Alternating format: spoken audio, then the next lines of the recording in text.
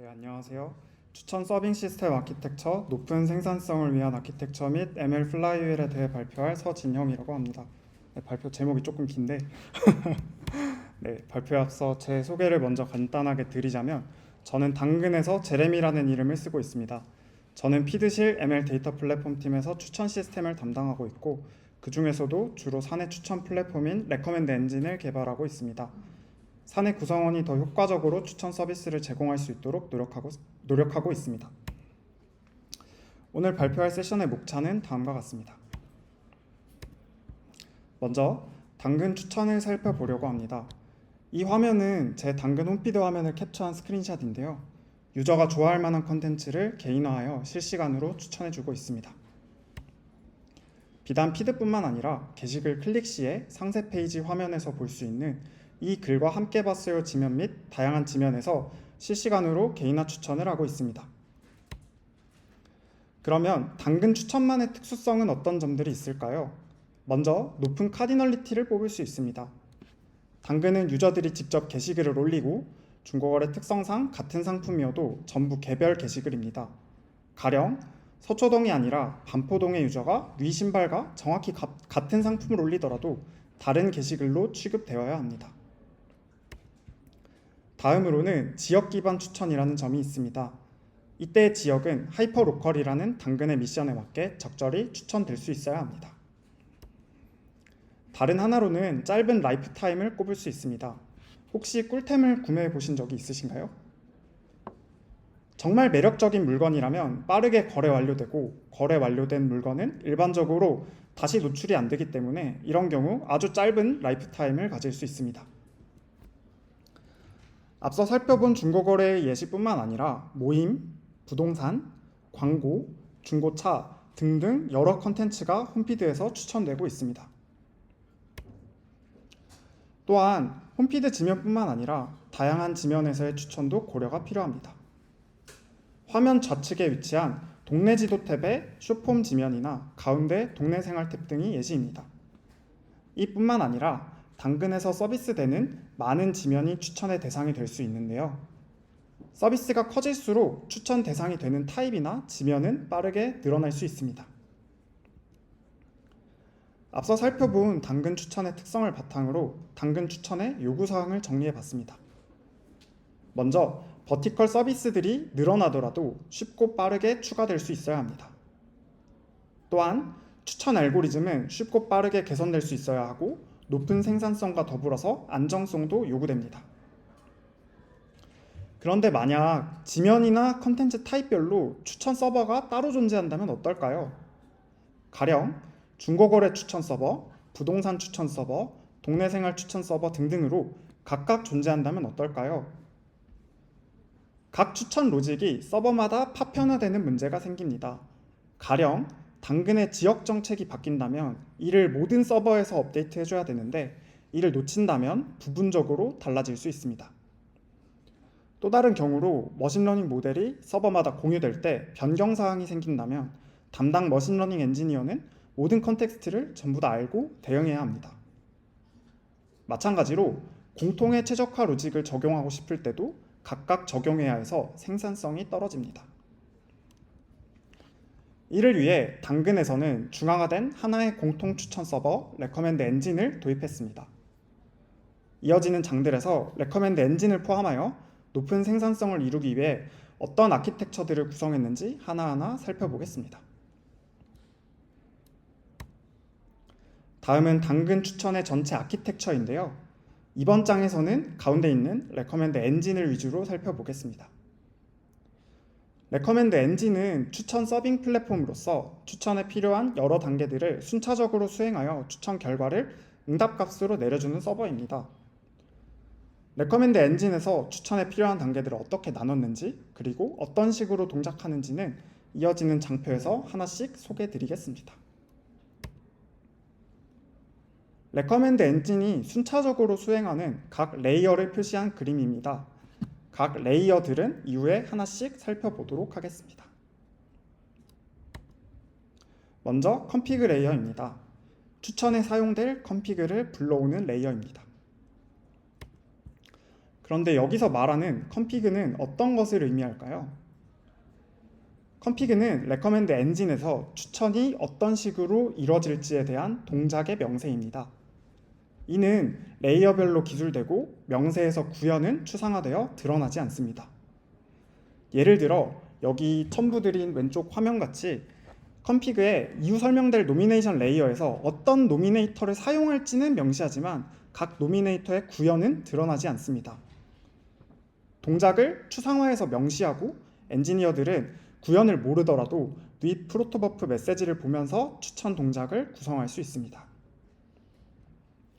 다시 돌아가서 추천 시에 어떤 config로 서빙할지 결정한다는 말은 어떤 뜻일까요? 당근에서는 추천을 지속적으로 고도화하기 위해 실험 데이터를 기반으로 추천 알고리즘을 개선해 나가고 있습니다. 실험은 한 번에 여러 개가 동시에 진행될 수 있기 때문에 유저 요청 시 어떤 실험에 매핑된 동작 명세로 추천될지 결정해야 하고 config 레이어에서 이를 수행합니다. 그래서 config의 키는 실험 관련 정보인 실험 키와 실험 그룹의 페어입니다. 따라서 config 레이어에서 config를 결정하는 것은 인풋으로 들어온 유저에 해당하는 실험군을 찾아 이에 매핑된 config를 리턴하는 과정입니다. 이어서 config 키를 결정하는 과정에 대해 조금 더 자세히 살펴보겠습니다. recommend engine 안에 있는 local config store는 현재 진행 중인 실험 정보를 관리하고 recommend engine에서 실험 키를 결정하면 좌상단에 실험 플랫폼을 호출하여 실험 그룹을 결정합니다. 최종적으로 두 가지 정보를 조합하여 config 키를 결정한 뒤 local config store는 이에 해당하는 config를 반환합니다. 이 과정을 조금 더 자세히 보자면 recommend engine에서는 유저 요청 시 유저를 해싱하여 이 값에 해당하는 실험 키를 결정합니다. 가령 여기서 결정된 실험 키가 expk 1이라면 이를 실험 플랫폼에 호출하여 유저가 속한 실험 그룹을 조회합니다. 마지막으로 이 둘을 조합하여 최종적으로 config를 로드합니다. 앞선 장부터 계속 실험 키를 결정해야 된다고 말씀드렸는데요. 이는 여러 머신러닝 엔지니어들이 각각 실험하는 환경에서 실험을 독립적으로 만들고 싶어서입니다. 각 실험이 독립적이라면 실험의 해석이 쉬워집니다. 즉, 여러 실험이 동시에 진행되기 쉬워집니다. 따라서 이를 통해 높은 생산성을 확보할 수 있습니다. 마지막으로 서빙 관점이 아니라 실험을 다루는 엔지니어 관점에서도 잠깐 바라보고자 합니다. 앞서 로컬 config 스토어에서 실험 정보를 관리한다고 했는데 실험이 어떻게 업데이트가 이루어지는지 살펴보겠습니다. 머신러닝 엔지니어가 GitHub에 config를 푸시하면 리모트 config store라는 recommend engine 외부의 컴포넌트가 이를 바탕으로 업데이트 됩니다. 리모트 config store는 이 업데이트를 로컬 config store에 전파하여 최신 config 정보가 관리됩니다. 따라서 머신러닝 엔지니어는 recommend engine 서버 배포 없이 config를 실시간으로 반영할 수 있고 빠른 실험 이터레이션을 가질 수 있습니다. config 레이어가 조금 핵심적인 레이어이다 보니 다소 길었는데요. 남은 레이어들은 조금 호흡을 빠르게 소개해 드리겠습니다. 먼저 유저 제너레이션 레이어입니다. 여기서부터는 앞서 config 레이어에서 결정된 config를 기반으로 추천을 수행합니다. 여기서는 config에 명시된 피처들을 조회하여 유저 데이터 모델이라는 것으로 변경하는데 이는 이후 레이어에서 공통적으로 사용하는 내부 스키마입니다. 여기서 중요한 점은 이 내부 스키마인 유저 데이터 모델은 외부 스키마와 간결합되지 않는다는 점입니다. 이게 정말 중요한 이유는 만약 외부 스키마에 의존하게 된다면 recommend 엔진을 사용하는 모든 사용자가 recommend 엔진에 연관된 모든 외부 디펜던시 및 디테일을 알아야 사용할 수 있게 되고 이는 생산성을 크게 저해합니다. 따라서 외부 스키마에 간결합되지 않도록 설계하는 것이 매우 중요합니다. 다음으로 노미네이션 레이어입니다. 노미네이션 레이어에서는 추천의 대상이 될 후보군을 생성해주는 단계입니다. 노미네이션 레이어에서는 노미네이터들을 호출하는데 노미네이터는 여러 가지가 될 수 있습니다. 예를 들어 유저 기반의 딥러닝 모델이 있습니다. 제 바로 뒤에 발표할 백영민님과 송명현님의 사례처럼 GNN을 통해 현재 유저와 비슷한 유저들을 뽑아서 해당 유저들이 봤었던 게시글들을 후보군으로 생성할 수 있습니다. 반면 꼭 딥러닝뿐만 아니라 최신 게시글들을 외부에서 조회해와서 후보군으로도 생성할 수 있습니다. 여기서도 중요한 점은 생성되는 후보군은 캔디데이트라는 추상화된 데이터 모델로 생성된다는 점입니다. 조금 더 자세히 살펴보자면 캔디데이트는 레이어 관련 정보를 포함한 여러 정보를 담을 수 있도록 설계되었습니다. 이 정보들은 추천의 마지막 단계까지 내부에서 흘러갑니다. 즉, 앞에 레이어의 정보를 뒤에서 참조 및 활용 가능하도록 디자인되었고, 컴피그 사용자들은 이러한 정보가 어디서 생성되는지 명세를 작성하였기 때문에 뒤따라오는 레이어에서도 이를 참조하여 사용하도록 명세를 구성할 수 있습니다. 다음으로 어노테이션 레이어입니다. 어노테이션 레이어에서는 앞서 생성한 캔디데이트들의 피처를 외부 데이터 소스로부터 받아와서 어노테이션 인포로 변환합니다. 어떤 피처를 받을지는 컴피그에 명시되어 있고 피처들은 추상화되어 어노테이션 인포에 저장됩니다. 다음으로 필터 레이어입니다. 필터 레이어에서는 이름 그대로 캔디데이트를 필터링합니다. 예를 들어 신고를 많이 받은 게시글을 후보군에서 제외하는 필터를 만들 수 있고 컴피그에 이 필터를 사용하도록 명시하여 동작을 수행할 수 있습니다. 가령 컴피그에서 리포트 카운트 필터를 사용하도록 명시하고 그 기준을 신고 횟수가 10 이상인 경우 필터링하도록 컴피그를 작성하였다면 왼쪽 그림의 가운데와 같이 필터 레이어에서 필터링 됩니다. 다음으로 스코어링 레이어입니다. 스코어링 레이어는 캔디데이트의 스코어링 인포를 채우는 레이어입니다. 컴피그에 명시된 대로 피처를 변환한 후 스코어러들을 호출해서 스코어링 인포를 채웁니다. 여기서 유의할 점은 하나의 캔디데이트이 여러 스코어링 인포를 가질 수 있다는 점입니다. 가령 중고거래 게시글의 경우 클릭 확률 예측과 채팅 확률 예측을 각각 수행해서 스코어링 인포에 저장할 수 있습니다. 마지막으로 어그리게이션 레이어입니다. 이 단계에서는 앞서 결정한 스코어링 인포들을 어떻게 조합하여 하나의 스코어를 만들지 결정하고 이를 리랭킹합니다. 앞서 스코어링 인포가 여러 개가 있을 수 있다고 말씀드렸는데요. 이를 어떻게 하나로 스코어로 만들지 결정하는데 예를 들어 다음과 같이 p 클릭 더하기 10 곱하기 p 챗 더하기 100 곱하기 p 조인이라고 한다면 캔디데이트이 이에 따라 각각 하나의 스코어를 가지도록 만들 수 있습니다. 그 후에 이렇게 만들어진 스코어를 기반으로 캔디데이트를 재정렬하는데 이때 여러 폴리시도 같이 적용할 수 있습니다. 가령 너무 낮은 스코어를 가지는 캔디데이트는 컷오프한다든가 한 번에 특정 타입이 너무 많이 연속해서 나오지 않도록 개수를 제한하여 정렬하는 등의 방식을 취할 수 있습니다. 이전 장에서 소개드린 당근 추천 요구사항을 다시 한번 정리하고 레커멘드 엔진이 어떻게 해결했는지 간략하게 정리해봤습니다. 먼저 다양한 지면 및 컨텐츠 타입 지원은 추상화된 유저 캔디데이트 데이터 모델로 해결할 수 있었습니다. 다음으로 추천 알고리즘을 쉽고 빠르게 개선하는 것은 앞서 살펴본 컴피그 레이어에서 당근 사내 구성원들이 쉽게 컴피그를 푸시하여 배포하는 것으로 해결할 수 있었습니다. 예를 들어 바로 직전의 어그리게이션 레이어에서 스코어를 결정하는 개수를 어떻게 결정할지 혹은 중고거래 게시글을 연속해서 몇 개까지 노출할지 등을 다르게 구성하여 컴피그를 작성한 후 쉽게 실험하면서 지속적으로 개선해 나갈 수 있었습니다.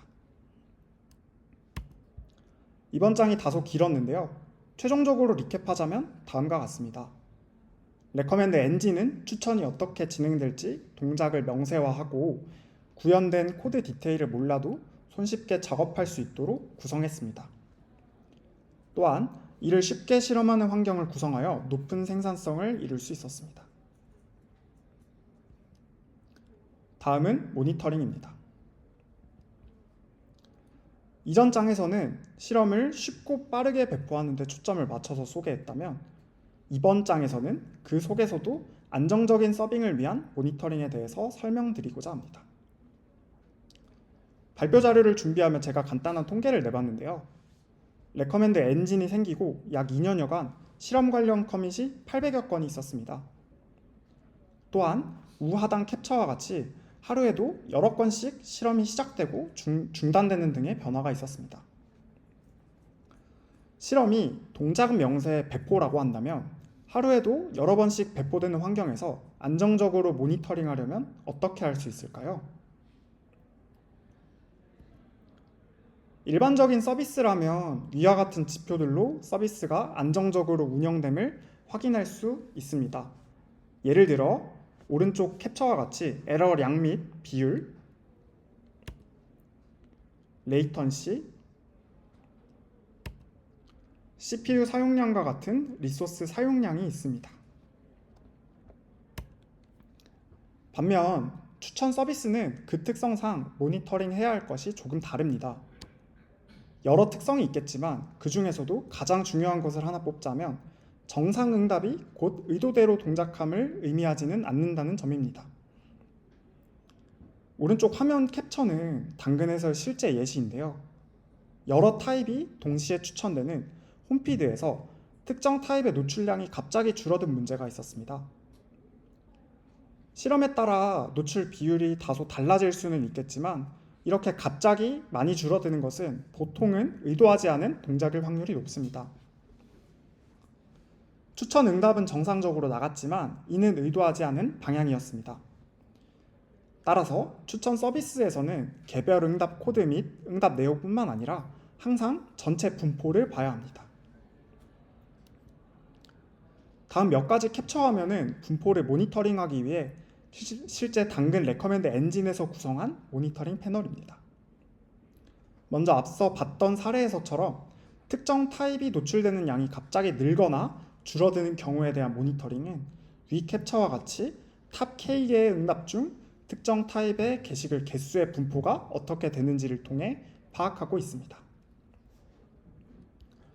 마찬가지로 스코어링 레이어에서 예측한 확률값의 분포를 모니터링하고 있습니다. 만약 특정 실험 배포 후 급격하게 스코어링 레이어에서 예측하는 분포가 바뀌었거나 모델의 주기학습이 끝나서 업데이트한 이후에 급격히 분포가 변화했다면 이를 통해 확인할 수 있습니다. 분포 모니터링뿐만 아니라 안정적으로 추천 서비스를 운영하려면 최적화를 위한 모니터링도 필요합니다. 특히 퍼포먼스 튜닝을 위한 부분도 중요한데요. 추천 서비스 특성상 하나의 요청이 여러 배치로 나뉘어서 다른 서비스를 호출하는, 즉 팬아웃이 많이 되기 때문에 적절한 배치 사이즈를 정하는 것이 매우 중요합니다. 당근에서는 현재 배치 사이즈와 평균 배치 개수를 살펴보는 것으로 운영자가 이를 튜닝할 수 있게 구성했습니다. 예를 들어 현재 당근에서는 특정 스코어러는 평균 배치 개수가 2보다 조금 작도록, 다른 스코어러들은 1이도록 설정하여 레이턴시 및 리소스 사용량을 최적화하고 있습니다. 예를 들어 평균 배치 개수가 2.1이라면 배치 사이즈를 조금 늘리는 것으로 평균 배치 개수를 1.9로 떨어뜨릴 수 있습니다. 즉, 한 번에 팬아웃 되는 요청을 평균 3번에서 2번으로 줄일 수 있습니다. 또한 레이어별로 레이턴시를 추적할 수 있도록 하여 지속적으로 최적화할 수 있도록 구성했습니다. 마지막으로 가장 중요한 점은 앞서 살펴본 모든 패널들이 이 세션을 관통하는 큰 주제, 즉 실험별로 모니터링할 수 있도록 구성되어 있다는 점입니다. 머신러닝 엔지니어들은 쉽고 빠른 실험을 통해 추천 알고리즘이 개선될 수 있도록 집중하고, 추천 플랫폼 운영자들은 안정적으로 추천 서비스가 운영될 수 있도록 각 실험별로 모니터링을 제공하고 있습니다. 이번 장을 리캡하자면 안정적인 추천 시스템 운영을 위해 분포를 모니터링하는 것은 매우 중요합니다. 모든 코드가 의도대로 동작함을 유닛 테스트 등을 통해 보장할 수 있더라도 여러 이유로 의도와 다르게 망가질 수 있습니다. 특히 추천이 점점 고도화될수록 분포를 보는 것은 더더욱 중요합니다. 또한 실험별로 쉽고 빠르게 파악할 수 있도록 구성하여 높은 생산성을 보장하였습니다. 마지막으로 ML 플라이휠에 대해 살펴보고 로그 앤 웨이트 방식을 소개합니다. 머신러닝 모델을 서빙할 때 여러 어려움이 있는데요. 하나 뽑아보자면 트레이닝 서빙 스큐 문제입니다. 트레이닝 서빙 스큐는 학습과 서빙 시 데이터 분포 차이로 인해 발생하는데, 이는 모델 성능이 저하되는 문제를 야기합니다. 몇 가지 예시를 소개해 드리자면 모델 학습과 서빙 시에 로직이 불일치하는 경우에 발생합니다. 가령 널을 널로 처리할지 혹은 제로 밸류로 처리할지 달라서 발생할 수 있습니다. 다른 사례로는 학습 데이터와 서빙 데이터가 불일치하는 경우에도 발생할 수 있습니다. 예를 들어 서빙 이후 학습 시 조인하는 대상이 중간에 변경되어 정합성이 깨지는 경우에도 발생할 수 있습니다. 또 다른 어려움으로는 엄청나게 복잡한 피처를 들 수 있습니다. 크로스 피처는 유저와 후보군 사이에 관계가 있는 피처인데, 가령 서빙 시 유저가 이 게시글의 카테고리를 몇 번 클릭했는지와 같은 피처입니다. 다른 경우는 유저에게 최근 2주일간 노출된 중고거래 게시글 중 전자제품 카테고리의 CTR과 같은 매우 복잡한 조건의 피처입니다. 만약 제가 이런 피처를 쓰기 위해 직접 쿼리를 해야 된다고 하면 아마 화면과 같이 챗GPT에게 도움을 받다가 여러 가지 이유로 자꾸 안 된다고 해서 포기할 것 같습니다. 만약 쿼리를 도저히 못하겠어서 데이터 파이프라인을 구성해서 이 피처를 뽑았다고 생각해 보겠습니다. 열심히 파이프라인을 구성해서 피처를 쌓고 학습까지 해봤더니 막상 별로 효과가 없을 수도 있습니다. 추천이 고도화될수록 복잡한 피처에 대한 니즈는 커질 텐데, 이런 피처들을 추가할 때 매우 어려운 프로세스를 거쳐야 한다면 생산성이 높지 않을 것입니다. 그래서 당근에서는 로그 앤 웨이트라는 방식을 사용해서 이 문제를 해결하고 있습니다. 로그 앤 웨이트는 서빙되는 그 시점의 데이터를 로깅하고 기다렸다가 사용하는 방식을 의미합니다. 먼저 서빙 시점의 데이터를 로깅함으로 이를 학습에서 사용한다면 정합성이 보장됩니다. 쿼리하기 어려운 피처들의 경우에도 서버에서 연산하는 경우 보통 쉬운 경우가 많기 때문에 이를 서버에서 연산하여 로깅하고 다시 학습에서 사용할 수 있게 합니다.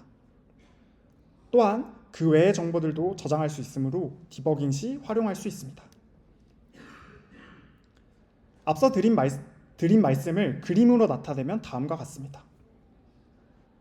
레커멘드 엔진에서 서빙 시에 사용한 유저 캔디데이트 데이터 모델들을 로그 파이프라인으로 전송하면 로그 파이프라인에서는 이를 컨슘하여 빅쿼리에 적재합니다. 적재된 로그는 위 그림처럼 어렵고 복잡한 쿼리가 필요 없이 미리 연산해둔 상태이기 때문에 간단한 셀렉트 등으로 원하는 피처를 뽑을 수 있습니다. 이렇게 저장된 데이터를 머신러닝 학습 파이프라인에서 컨슘하여 모델을 학습합니다. 모든 데이터들은 서빙 당시의 데이터이기 때문에 연산 로직이나 시점에 따른 스큐가 없습니다. 따라서 이렇게 학습된 모델은 기존 방식에 비해 더 좋은 성능을 기대할 수 있습니다.